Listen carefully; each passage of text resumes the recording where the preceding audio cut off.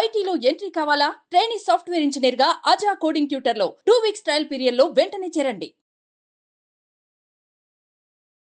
నమస్కారం శంకరి గారు. నమస్తే సార్. సో మేడం, మేనిఫెస్టేషన్ మనం మాట్లాడుతున్నప్పుడు దాని గురించి రిపీటెడ్గా నెగిటివ్ థాట్ని తీసేయాలి అని చెప్తూ ఉంటారు. అది ఆటోమేటిక్గా మనకు తెలియకుండానే మేనిఫెస్టేషన్ అవుతూ ఉంది అని చెప్తూ ఉంటారు. అండ్ భగవద్గీత వైపు ఒకసారి చూసుకుంటే భగవద్గీత నుంచి మేనిఫెస్టేషన్కి మనం ఏమైనా అప్లై చేయొచ్చు అంటారా?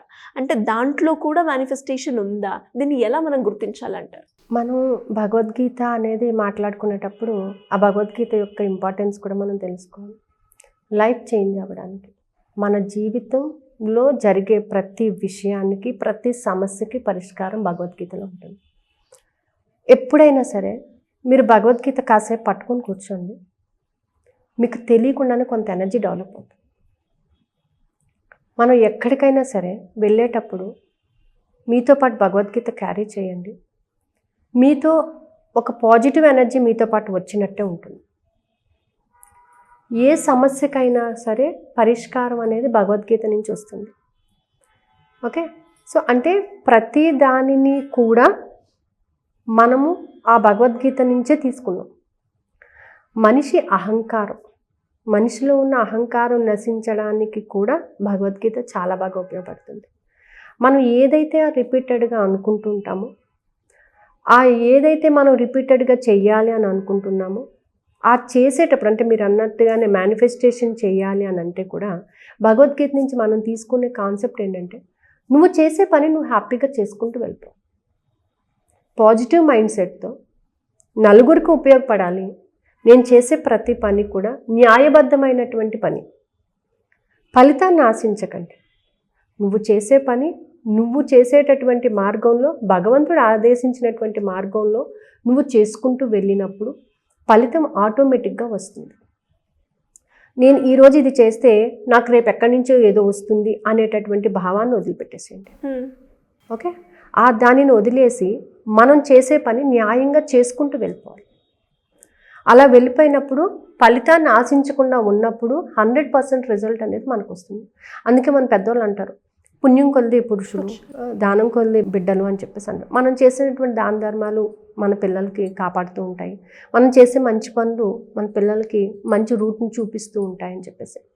అంతేకాదండి, అంటే నేను నేర్చుకున్నది ఏంటంటే, మనం ఎంత ప్రాబ్లంలో ఉన్నా సరే, ఎన్ని ప్రాబ్లమ్స్ మనం ఫేస్ చేస్తున్నా సరే, మనం ఒక్కసారి ఆ భగవంతుణ్ణి అంటే యూనివర్స్ని మనం అంటే సోర్స్ క్రియేట్ చేయమని ప్రాధాయపడినప్పుడు, మన సమస్యలో మనం ఉన్నప్పుడు ఇంకొక సమస్యను మన దగ్గరికి తీసుకొస్తాడు. మనం ఒక సమస్యతో మనం బాధపడుతున్నాం, చాలా విపరీతమైన బాధపడుతున్నాం. మనం అది ఎలా ఓవర్కమ్ అవుతుందో మనకు తెలియనటువంటి మన సిచ్యువేషన్లో ఉన్నాం మనం.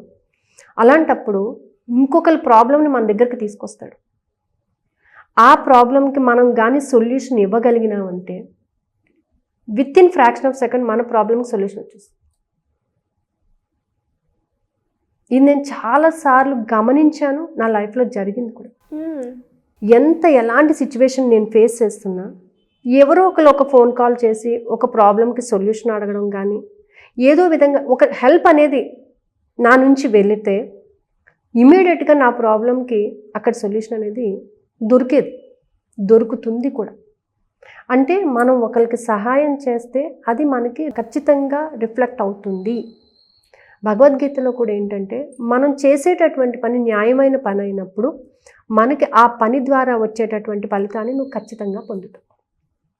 కాబట్టి ఏ పనైనా సరే లేదు కాదు అని అనకుండా ఒకరికి సహాయం చేయడం కానీ, అలాంటి పనులు మనం ఎప్పుడైతే చేస్తూ ఉంటామో 100% మనం అనుకున్న పనిని మనం సాధించుకోగలుగుతాం. అంటే ఎప్పుడు కూడా ఇది చేస్తే నాకు ఏం లాభం వస్తుంది, దీనివల్ల నేను ఏం ఫలితాన్ని పొందుతాను, ఇది చేస్తే నాకు ఎంతో కొంత ఫలితం వస్తేనే నేను చేస్తాను అనేటటువంటి ఆలోచన వదిలిపెట్టేసినామంటే, జస్ట్ మనకు అప్పచెప్పినటువంటి పని ఏదైతే ఉందో దాన్ని న్యాయంగా చేసుకుంటూ వెళ్ళిపోం. ఆ న్యాయంగా మనం ఎప్పుడైతే చేసుకుంటూ వెళ్ళిపోతామో దాని రిజల్ట్ మనకి కొంచెం లేట్ అయినా పర్లేదు, ఖచ్చితంగా మాత్రం మనకి వచ్చి తీరుతుంది. ఇది మాత్రం 100% అండి. భగవద్గీత అనేది మన లైఫ్ని మార్చేటటువంటి ఒక ఇది అన్నమాట. ఆ భగవద్గీతను మనం రోజు ఒక్క శ్లోకం చదివినా లైఫ్ చేంజ్ అయిపోతుంది. నా పర్సనల్గా నేను ఇంచుమించుగా ఒక 100 భగవద్గీతలు పంచిపెట్టండి. 100. ఎందుకంటే అదొక ఎనర్జీ. అది ఉంటే ఎప్పటికైనా సరే మనకి ఏమీ జరగకుండా ఆ పాజిటివ్ ఎనర్జీ ఉంటుంది. ఇప్పటికీ నా హ్యాండ్ బ్యాగ్లో కంపల్సరీ భగవద్గీత ఉంటుంది, రోజు ఉంటుంది నా దగ్గర. అది చదివినా చదవకపోయినా అది నా దగ్గర ఉంటుంది. It's a energy. సో ఆ భగవద్గీత అనేది మనం ఎప్పుడైతే దాన్ని ఈవెన్ మనం టచ్ చేసినా, మనకి ప్రాబ్లంలో ఉన్నప్పుడు మన తల కింద పెట్టుకుని పడుకున్నా, మనం దగ్గర పెట్టుకుని పడుకున్నా కూడా ఆ సమస్య పరిష్కారం వచ్చేస్తుందండి. అంత వాల్యుబుల్ అది. ఎవరైనా సరే భగవద్గీతని మనం నమ్మకలేదు, దాని వాల్యూ అలాంటిది. ఆ భగవద్గీతను కానీ మనం మన దగ్గర పెట్టుకున్నామంటే మాత్రం 100% రిజల్ట్స్ వస్తాయండి. నేనైతే పూర్తిగా నమ్ముతాను. ఎప్పుడూ ఉంటుంది నా దగ్గర, కంపల్సరీ. ఇప్పటికి కూడా ఉంది నా బ్యాగ్లోని. ఒకటి, నేను కాలేజ్కి వెళ్ళినా, ఎక్కడికి వెళ్ళినా, టూర్కి వెళ్ళినా భగవద్గీత ఎప్పుడు కూడా నా హ్యాండ్ బ్యాగ్లో కంపల్సరీ ఉంటుంది. ఎవరైనా అడిగితే ఇచ్చినా ఇమ్మీడియట్గా మళ్ళీ కొని కూడా పెడతాను అక్కడ. సో ఎవరికైనా కావాలి అంటే నేను ఇచ్చే గిఫ్ట్ ఏంటంటే భగవద్గీత బుక్ అయితే ఖచ్చితంగా కొనిస్తాను వాళ్ళకి. నాకు ఇవ్వాలి అని అనుకున్నప్పుడు ఈవెన్ మన గీతా జయంతి రోజు కూడా ఐ గివ్ 2 భగవద్గీతస్. అదేంటంటే energy, and not only energy, it will change your total complete life అన్నమాట. సో భగవద్గీత చదవడం నేర్చుకోవాలి. భగవద్గీత నుంచి ఎన్నో అంశాలను మనం లైఫ్లోకి ఉపయోగించుకోవాలి. ఆ భగవద్గీత చదవడం అనేది అదృష్టంగా భావించాలి మనం. సో మేడం, ఎవరైనా కూడా మేనిఫెస్టేషన్ చేసుకుంటూ వాళ్ళ కోరికలు, వాళ్ళ గోల్స్ని అచీవ్ చేయాలి అనుకునే వాళ్ళు ఎలా మిమ్మల్ని అప్రోచ్ అయ్యే ఛాన్స్ ఉంది గైడెన్స్ కోసం? సో ఆల్రెడీ మనకి మెడిటేషన్ క్లాసెస్ రన్ అవుతున్నాయండి. దాంతోపాటుగా టెక్నిక్స్ క్లాసెస్ కూడా నైట్ టైం రన్ అవుతున్నాయి. అంటే మనం ఈ మధ్య థింక్ అండ్ గ్రో రిచ్, అంటే మనీ గురించి మనం ఎలా మేనిఫెస్ట్ చేయాలి, మనీ విషయంలో మనం చేసేటటువంటి చిన్న చిన్న తప్పిదాలను ఎలా ఓవర్కమ్ చేసుకోవాలి, డబ్బు మన దగ్గరికి వస్తుందా, మనం డబ్బు దగ్గరికి వెళ్తామా అనే క్లారిటీ ఉండాలి మనకి. సో ఆ డబ్బుని రిసీవ్ చేసుకోవడంలోని ఒక ఎఫర్మేషన్ రాసుకోవాలన్నా కూడా మనకు క్లారిటీ అనేది ఉండాలన్నమాట. సో దానికోసం మనం నైట్ 8:20 to 9:20 క్లాసెస్ తీసుకుంటున్నాము. అలాగే మార్నింగ్ బ్రహ్మముహూర్తంలో మెడిటేషన్ కూడా జరుగుతుంది. సో ఈ న్యూ ఇయర్ రిజల్యూషన్ కింద ఒక 1 వీక్ ఒక క్లాస్ ఒకటి కండక్ట్ చేస్తున్నానండి, నైట్ 10 to 10:30. గ్రేట్. సో ఈ క్లాస్ ఏంటంటే ఓన్లీ 1 వీక్ ఉంటుంది. ఈ 1 వీక్లో 7 చక్రాస్ని బేస్ చేసుకొని, ఇప్పుడు ఏంటంటే మనకు ధనుర్మాసం జరుగుతుంది. విష్ణుకి చాలా ఇష్టమైనటువంటి నెల అన్నమాట, మాసము. సో ఇందులో ఏంటంటే ఓం నమో భగవతే వాసుదేవాయ నమః.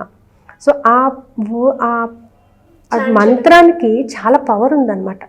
ఒకసారి మనం ఆ మంత్రం చేస్తూ ఉంటే you will relax from all the tensions.